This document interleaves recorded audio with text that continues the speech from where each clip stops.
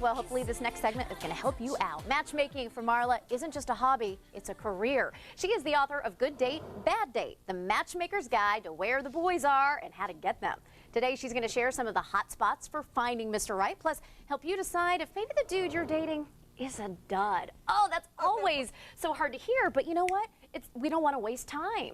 We don't want to waste time, so if he's not right for you, let's move on. Yeah. Well, what's so great is I was reading the book last night, Good Date, Bad Date, which is your second book. Yes. Love the title of your first one, by the way.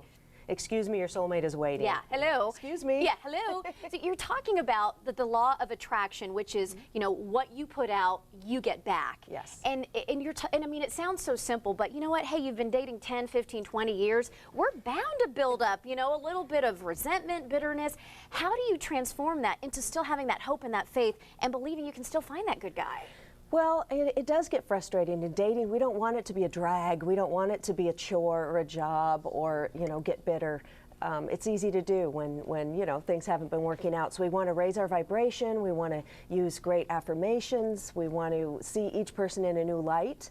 And don't drag the last guy's problems or his personality into your next relationship, and just try to keep, you know, a fresh perspective and outlook. And if you don't have one, then take a break from dating. You don't need to be constantly dating. You could take a break. Right. I have a friend who's in graduate school right now, and you know, all her focus is on that. So she's decided she's going to take a break and then get back to it. So that can be a healthy choice too. Yeah, you don't have to be with somebody all the time or dating all the time. Okay, so let's get, you know, the quote-unquote negative out of the way. If your dude is a dud, what are some signs that we want to be watching out for?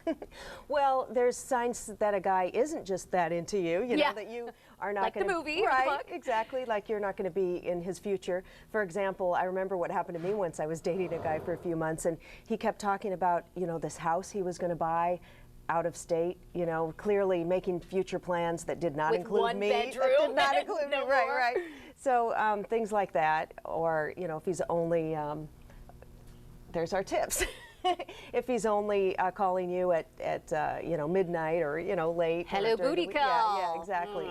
So, yeah, if the future doesn't include you, if he only calls late at night, if he kind of has a vacant look in his eyes when you're, you know, on a date and talking, he's really not listening to you. Or, this is a big one, he tells you, you know, I'm really not interested in a long-term relationship or marriage, ever. And I think that, you know, I know a lot of women, and, you know, myself included, at times, you know, I think especially when you're younger, we think, oh, I can change that about him, or he's going to love me so much or fall for me. But what your book really says is, no, believe a guy from what he says. I mean, take him at face value. Right, yeah. Listen to what he says, you know, because there's clues there. Right. Or they might just out and out tell you. But if he says he's not interested in a long-term relationship or marriage, that means with you. Yeah. You know what I mean? Yeah. Because if he meets the right person, everybody wants to meet the right person, and when they do, then it'll be... Yeah.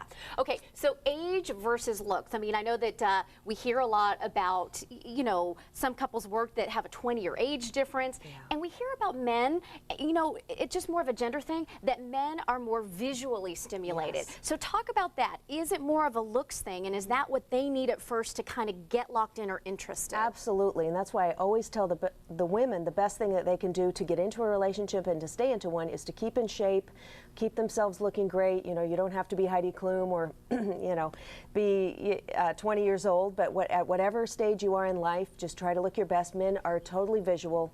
They want to like what they see first, and then they want to get to know more. Okay, so I mean, you could be like inside like Mother Teresa, like the most generous, heartwarming, gifted person, but if the package on the outside it maybe isn't appealing to them, they're not going to find that out about you. Exactly. Guy's not going to walk up to a woman at a party and who he's totally not attracted to and say, look, you know, I imagine that you have a beautiful heart and a wonderful soul. I love your soul. Would you like to have dinner with me sometime? It's not going to happen. He has to like what he sees first. Right. Yeah. Okay, and so but what about for women? I mean, tips for us to maybe get more into that fine-tuning to find that right person. What would you recommend for women?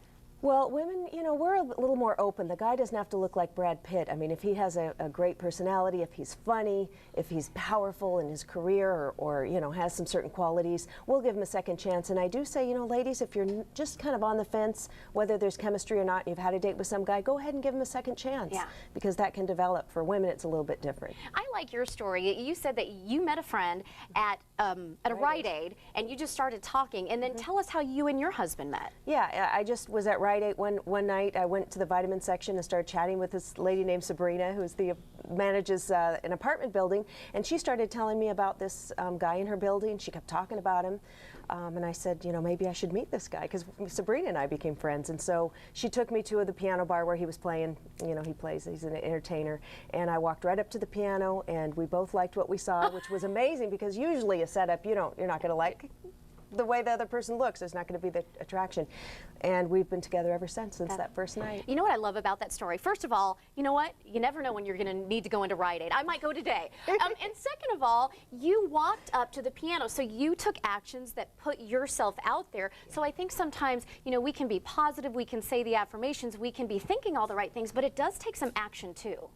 Yeah, well, she brought me there to meet him, but, you know, I walked up and yeah, you know, you've got to be open, smiling, you know, showing that you're interested, you know, positive.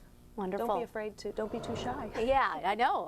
Sometimes you have to live out of your comfort zone. Okay, good date, bad date, matchmaker's guide to where the boys are and how to get them. Okay, besides Rite Aid, where should we look? Well, you know where's a great place I notice whenever I go with my husband to the Mac store, the Apple computer store, it's just teeming with guys there. Yeah, Home Depot. Home Depot, you know. If you have a dog, go to the dog park.